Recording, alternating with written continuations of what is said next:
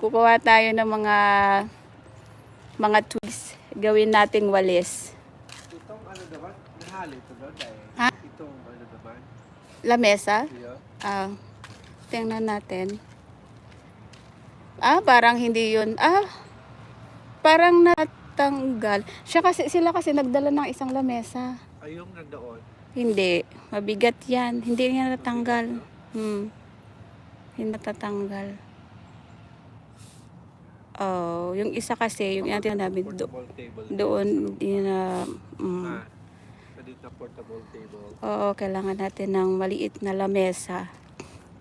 Pero kahit wala naman, yan lang, okay na siya.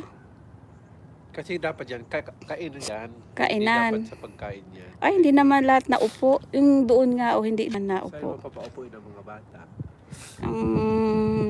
Marami namang upuan.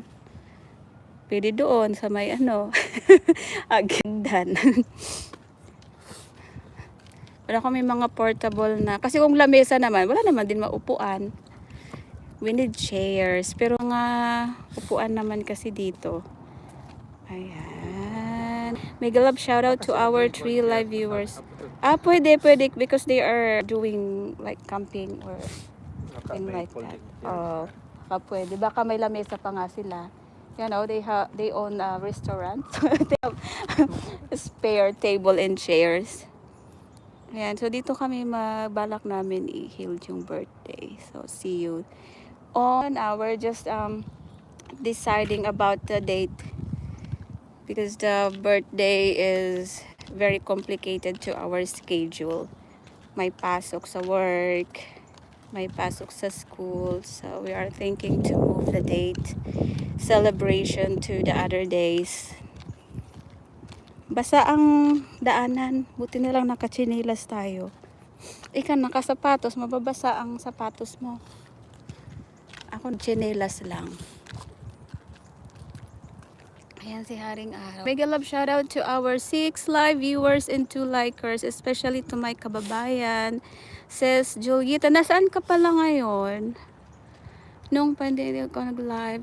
Oh, wow. Oo, same with us every day in the morning, in the afternoon, especially nung wala pa namang mga kakilala talagang mga YouTubers. So yung advice sa amin ng friendly hobby na nasa ibang bansa din na nag-YouTube din is to do live. So nag-live ako noon. I was using the StreamYard, may isa pa, Streamlabs. So that 2 application for live. Kasi iba pa kasi yung sistema nun sa pagla-live.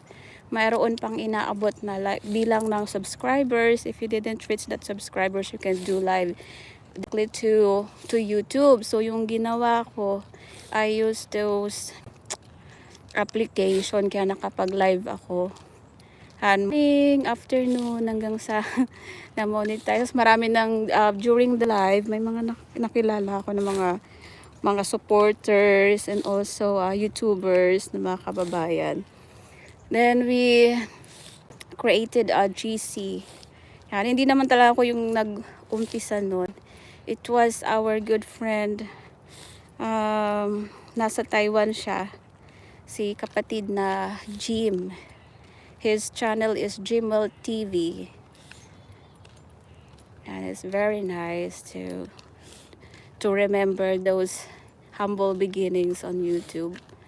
Ito naman. So patuloy ka lang sis kasi sayang pag pinabayaan. Kasi some of my friends on YouTube, after ng pandemic, bumalik na din sila sa work nila and then napabayaan nila yung channel na demonetize, especially when you're not uploading any videos for almost 6 months. There is some other policies si YouTube na when you're inactive and you're not doing anything on your YouTube channel, you're going to be demonetized kung monetize yung channel mo.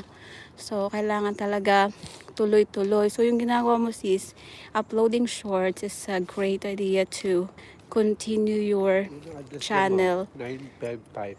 Oh. Weston Park. Dito kami sa Weston Park. This is one of the 4 entrance and exit of this park. Pleasant Park.